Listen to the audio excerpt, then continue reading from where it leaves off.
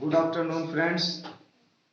आज मैं आप लोगों को ट्रांसलेशन में यूज ऑफ आर्टिकल का प्रयोग पढ़ाने जा रहा हूं, जिसमें आप आर्टिकल जानेंगे कि ए एंड दी को आर्टिकल कहते हैं। ए एंड दी को हम आर्टिकल कहते हैं। अब ये आर्टिकल को दो भागों में बांटा गया है। एक ए एन को इंडेफिनिट आर्टिकल, इंडेफिनिट आर्टिकल और द को डेफिनिट आर्टिकल कहते हैं। डेफिनिट आर्टिकल कहते हैं। आर्टिकल देखिए, जहां तक ए एन का प्रयोग की बात है, तो ए एन का प्रयोग किसी भी काउंटेबल नाउन, और काउंटेबल नाउन हो और सिंगुलर में हो, तब तो हम वहां ए एन का प्रयोग करेंगे।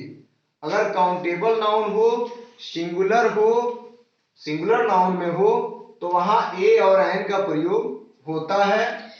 द डेफिनिट आर्टिकल है। पहले हम आपको आज ए एन के प्रयोग के बारे में बताएंगे कि ए एन का प्रयोग किस नाउन के पहले होता है और उस नाउन के प्रयोग में हमें बारीकी क्या रखना होता है। अगर उस नाउन में एडजेक्टिव आ जाता है तो हम इस ए एन का प्रयोग कहां करेंगे, इसको आप देखें। जैसे ये क्लियर हो गया कि अगर हमारा सब्जेक्ट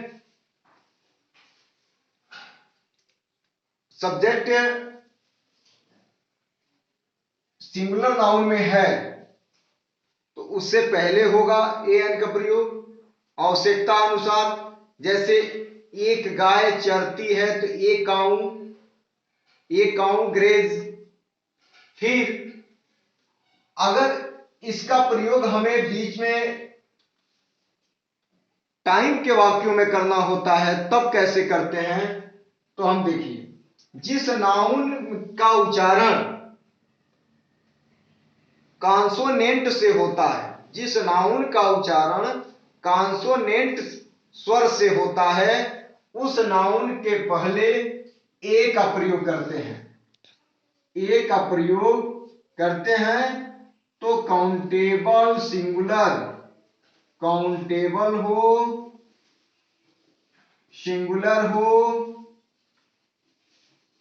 और प्रोनाउंस में कॉन्सोनेंट हो, कॉन्सोनेंट हो।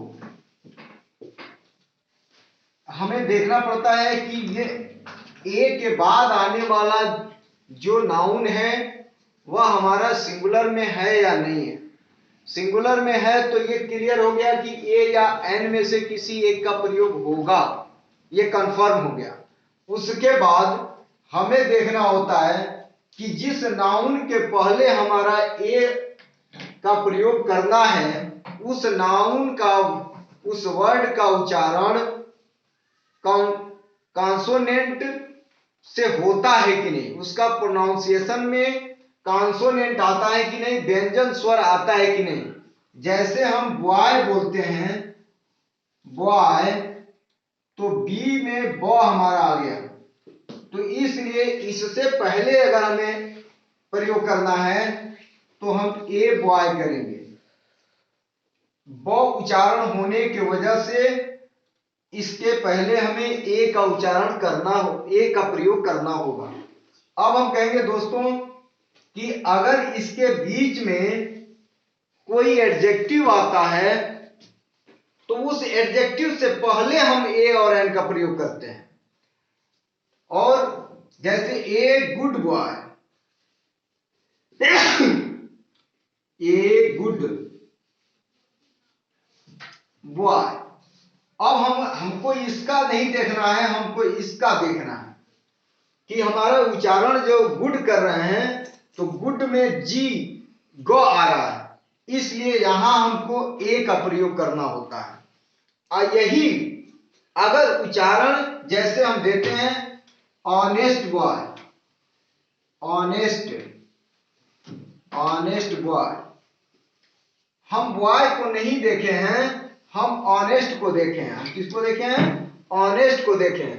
तो जब ऑनेस्ट करते हैं उच्चारण तो अ आता है।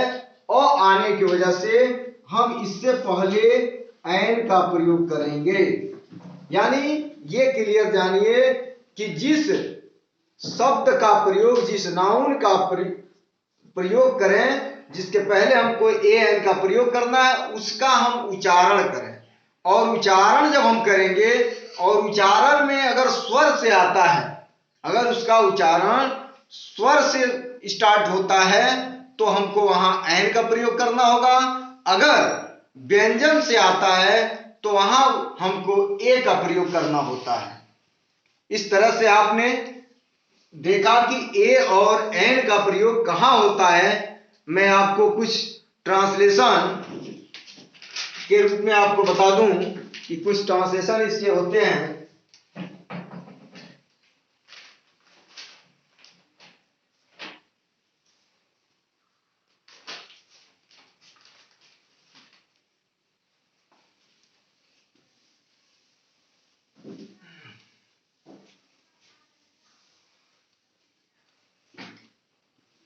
मोहन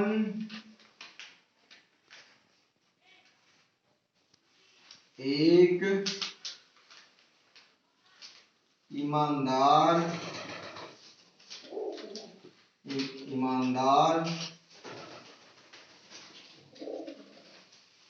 किसान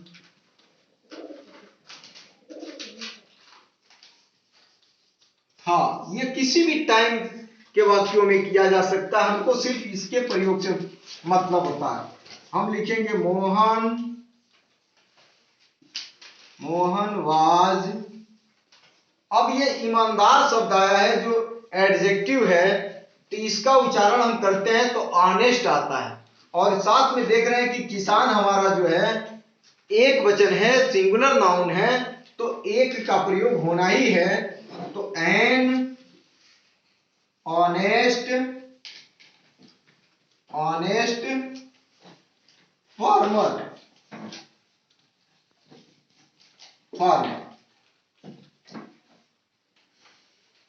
फिर हम ट्रांसलेशन के रूप में